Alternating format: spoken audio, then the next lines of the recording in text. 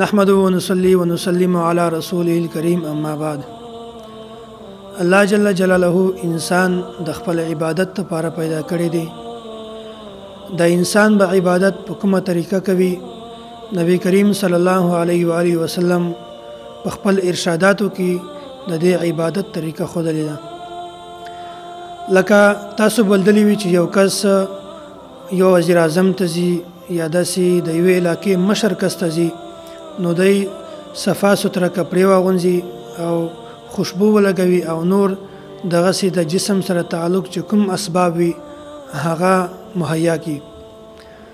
نو د الله جل جلاله دربار چې کوم دی دا په ټولو دربارونو نه لوی دی او الله جل جلاله د بادشاهانو بادشاه دی، احکم الحاکمین ذات دی. مونږ چې کله د الله پاک دربار ته ځو نو الله تعالی په خپل دربار ته دراتلګ تذکره کړی دی چې تاسو کله زما دربار ته راځئ په دې طریقه باندې راځئ. الله تعالی قرآن کریم کې فرمایي فغسلوا وجوهکم، تاسو چې کله زما دربار ته راځئ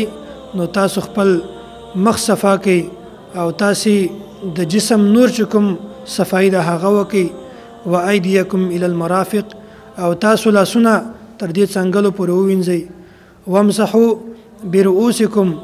او تاسو د خپل سر مسح وکړئ، وارجلکم الی الکعبین، او تاسو چې کوم د پښې دي د خپل ګیټو او شنګرو پورې ووینځئ. دا الله جل جلاله خپل دربار ته دراتلک تذکره کړی ده چې تاسو کله زما دربار ته راځئ، زما حضور ته پیش کیږئ، تاسو کله د مانځه اراده وکئ نو تاسو په دې طریقه باندې زما حضور زما دربار ته حاضری کوئ.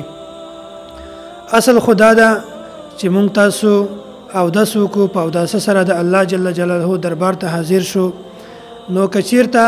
په کوم ځای کې په څه وجه سره اودس کول مشکل وي، هغه کس که مریض وي یا نور څه داسې مسله ورته پیښ شي چې هغه د اوداسه اسباب هغه ته نشي مهیا، نو په دې ځای کې الله جل جلاله رخصت ورته یې دی چې تاسو تیمم وکړئ. نن سبا پاکستان کې یو ډېره غټه طبقه هغه د امام اعظم امام ابو حنیفه رحمت الله علیه تقلید کوي. هغه وایي د اهل سنت والجماعت په شرایطو کې دا بیان کړی ده، وایي نحنو نفضل الشیخین، مونږ او بکر صدیق او عمر فاروق رضی الله تعالی عنه ته فضیلت ورکو، ونحب الختنین، او مونږ حضرت عثمان رضی الله تعالی عنه او حضرت علی رضی الله تعالی عنه سره محبت کوو، ونرى المسح على الخفین، او مونږ په موضوع باندې د مسح د جواز قایل یو.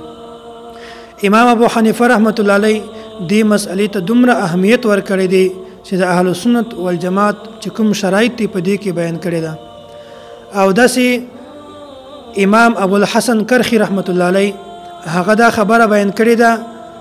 وای کوم یو کس چې په موضوع باندې د مسح د جواز قائل نه وي، انی اخاف علی الکفر، وای مونږ د اندېښنه ده چې د دې کسبه خاتمه د په کفر باندې وي. من لم ير المسح على الخفين، چې کوم یو کس په موضوع باندې د مسح د جواز قائل نه وي. او داسې صاحب سعایا مولانا عبدالحی لکنوی رحمت الله علیه بیان کړی دي،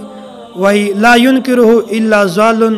خارج عن جماعت المسلمین، وای کوم یو کس چې په موضوع باندې د مسح د جواز قائل نه وي